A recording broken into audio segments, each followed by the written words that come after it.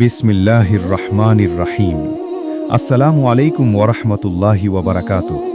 প্রিয় দিনী ভাই ও বোনেরা, আপনাদের স্বাগত জানাচ্ছি আপন পথে। আজকে আমি এমন একটি বিষয় নিয়ে কথা বলতে চাই যা হয়তো অনেকেই জানেন কিন্তু হৃদয় দিয়ে অনুভব করেননি। একটু ভাবুন, আপনি যদি আজকেই মারা যেতেন, আপনার শেষ ঠিকানা কোথায় হতো? এই প্রশ্নটা অস্বস্তিকর জানি, কিন্তু এই অস্বস্তিটুকুই হয়তো আপনার জীবন বদলে দিতে পারে। আজকের এই আলোচনায় আমরা কথা বলবো জাহান্নামের আযাব নিয়ে, কথা বলবো সেই অভিশপ্ত সত্তার পরিণতি নিয়ে যে কিনা আদম আলাইহিসসালামের সময় থেকে মানুষকে পথভ্রষ্ট করে আসছে। হ্যাঁ, ইবলিস শয়তানের পরিণতি নিয়ে। মনোযোগ দিয়ে শুনুন, কারণ এই আলোচনা শুধু তথ্য নয়, এটি একটি সতর্কতা, আপনার জন্য, আমার জন্য। হাসরের মাঠের কথা কল্পনা করুন একটু। লক্ষ লক্ষ বছরের হিসাব শেষ, মিজানের পাল্লা থেমে গেছে, সিরাতের পুল পেরোনোর সময় শেষ। এখন শুরু হবে ফলাফল ভোগের অধ্যায়। কুরআনুল কারীমে আল্লাহ রাব্বুল আলামিন ইরশাদ করেন, সেদিন প্রতিটি আত্মা তার কৃতকর্মের পূর্ণ প্রতিদান পাবে এবং তাদের প্রতি কোনো জুলুম করা হবে না। সূরা আলে ইমরান 161। জাহান্নামের দরজা খুলে দেওয়া হয়, নিচ থেকে গর্জন ওঠে। এটা কোনো সাধারণ আগুন নয়।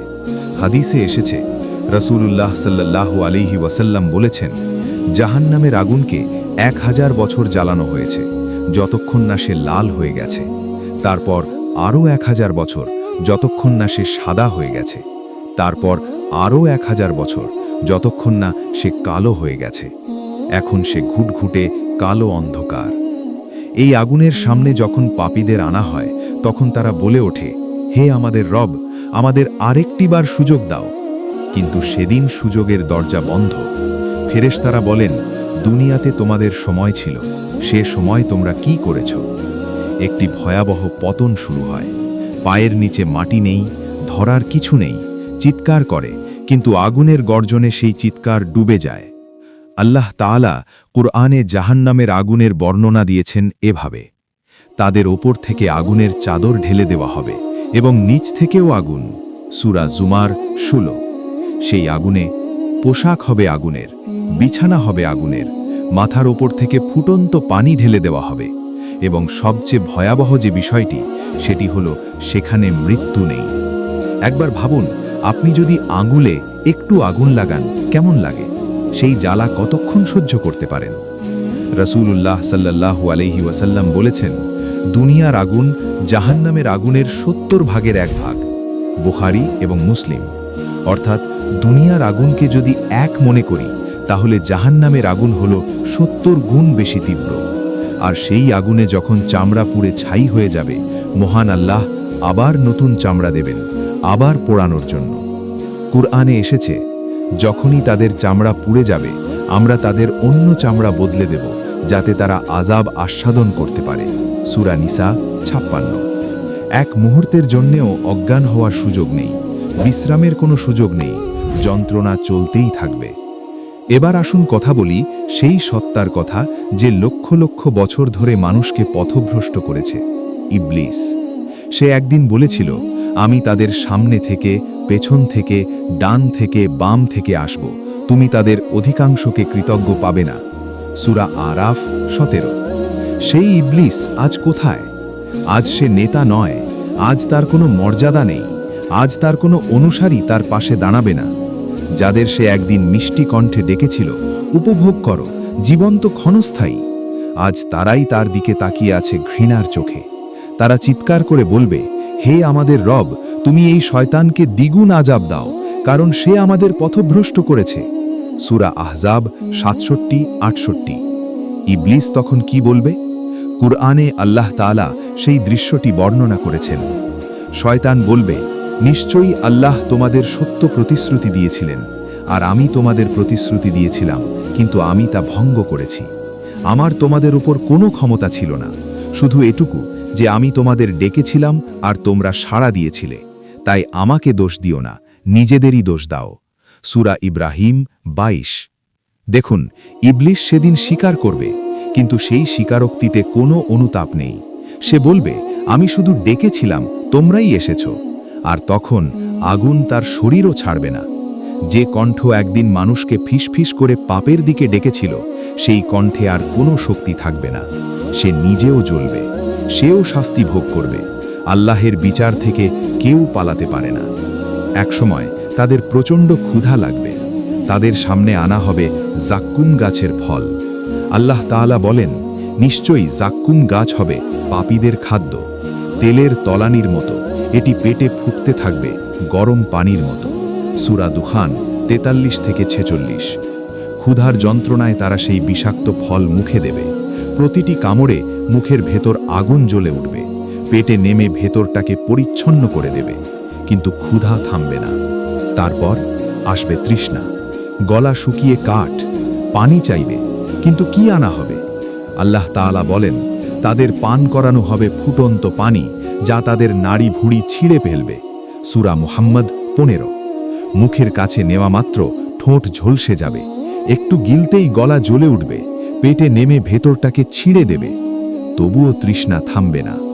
প্রিয় ভাই ও বোনেরা, দুনিয়াতে আমরা একটু পানি না পেলে কি অবস্থা হয়? একটু রোজার কষ্ট আমরা নিতে পারি না, আর সেখানে অনন্তকাল ধরে এই তৃষ্ণার আযাব। আল্লাহ আমাদের হেফাজত করুন। কুরআনে আল্লাহ বলেন, আমি কাফেরদের জন্য শিকল এবং বেড়ি প্রস্তুত রেখেছি এবং প্রজ্বলিত আগুন। সূরা দাহর 4। এই শিকল শুধু লোহার নয়, এগুলো জীবন্ত। নড়লেই আরও শক্ত হয়ে আটসাট হয়ে যাবে, টেনে নিয়ে যাবে গভীর থেকে আরও গভীরে। ইবলিস, যে একদিন বলেছিল আমি স্বাধীন, আমি নত হব না, সেই ইবলিসও শিকলি বাঁধা থাকবে। তার গলায় আগুনের বেড়ি, তার প্রতিটি অহংকার সেদিন শিকলে পরিণত হবে। কিন্তু জাহান্নামের সবচেয়ে কঠিন শাস্তি শুধু আগুন নয়, সবচেয়ে কঠিন শাস্তি হলো একাকিত্ব। দুনিয়াতে মানুষ ভাবে বন্ধুরা আছে, সাথীরা আছে, একসাথে পাপ করেছি, একসাথে মোকাবিলা করব। কিন্তু সেদিন কুরআনে আল্লাহ তাআলা বলেন, সেদিন ঘনিষ্ঠ বন্ধুরাও একে অপরের শত্রু হয়ে যাবে, কেবল মুত্তাকিরা ছাড়া। সূরা যুখরুফ 67। প্রতিটি আত্মা সেদিন নিজের যন্ত্রণায় এতটাই মগ্ন থাকবে যে পাশের জনের দিকে তাকানোরও সুযোগ পাবে না। ইবলিস সবচেয়ে গভীর স্তরে একা, তার চারপাশে শুধু আগুন, কোনো সঙ্গী নেই, কোনো অনুসারী পাশে নেই। সে যাদের পথ দেখিয়েছিল তারা এখন তাকে ঘৃণা করে। এটাই ইবলিসের শেষ পরিণতি। প্রিয় ভাই ও বোনেরা, জাহান্নামে আগুন আছে, শিকল আছে, ক্ষুধা আছে, তৃষ্ণা আছে, কিন্তু সবচেয়ে ভয়ঙ্কর শাস্তি কি জানেন? অনুশোচনা। যদি সেদিন তওবা করতাম, যদি সেই রাতে নামাজ পড়তাম, যদি মা বাবার কথা শুনতাম, যদি অহংকার না করতাম। এই চিন্তাগুলো আগুনের চেয়েও বেশি জ্বালাবে, কারণ সেদিন ফেরার কোনো পথ নেই। আল্লাহ তাআলা বলেন, সেদিন কাফেররা বলবে, হায় আফসোস, আমরা যদি আল্লাহের অনুগত করতাম এবং রাসূলের অনুগত করতাম। সূরা আহজাব 66। ইবলিসের গল্প শেষ হয়েছে, কারণ সে কখনো অনুতপ্ত হয়নি। সে জানত সত্য, কিন্তু অহংকারের কারণে মাথা নত করেনি। কিন্তু প্রিয় ভাই ও বোনেরা, এই আলোচনার উদ্দেশ্য কেবল ভয় দেখানো নয়। তওবার দরজা আজও খোলা। রাসূলুল্লাহ সাল্লাল্লাহু আলাইহি ওয়াসাল্লাম বলেছেন, আল্লাহ রাত্রিবেলায় তার হাত প্রসারিত করেন যাতে দিনের গুনাহগার তওবা করতে পারে, আর দিনের বেলায় হাত প্রসারিত করেন যাতে রাতের গুনাহগার তওবা করতে পারে। মুসলিম। আজও ইবলিস ফিসফিস করে, আজও প্রলোভন আছে, আজও পরে তওবা করব মনোভাব আছে। কিন্তু মনে রাখবেন, আজও দরজা খোলা। আল্লাহ তাআলা বলেন, হে আমার বান্দারা, যারা নিজেদের ওপর অত্যাচার করেছ, আল্লাহের রহমত থেকে নিরাশ হও না। নিশ্চয়ই আল্লাহ সমস্ত গুনাহ মাফ করে দেন। সূরা জুমার 53। ইবলিসের গল্প শেষ হয়েছে, কারণ সে কখনো ফিরে আসেনি। মানুষের গল্প শেষ হয়নি, কারণ মানুষ ফিরে আসতে পারে। সেদিন প্রশ্ন হবে না তুমি কি শুনেছ, প্রশ্ন হবে তুমি কি বেছে নিয়েছিলে।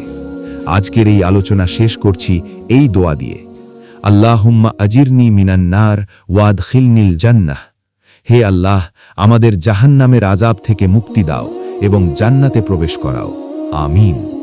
প্রিয় ভাই ও বোনেরা, যদি এই আলোচনাটি আপনার উপকারে এসে থাকে, তাহলে এখনই লাইক করুন এবং আপন পথ চ্যানেলটি সাবস্ক্রাইব করুন। বেল আইকনটিতে ক্লিক করতে ভুলবেন না, যাতে আমাদের প্রতিটি ভিডিওর নোটিফিকেশন আপনি সবার আগে পান। এই ভিডিওটি আপনার প্রিয়জনদের সাথে শেয়ার করুন, কারণ একটি ভালো কথা পৌঁছে দেওয়াও সাদকায়ে জারিয়া। আল্লাহ হাফেজ।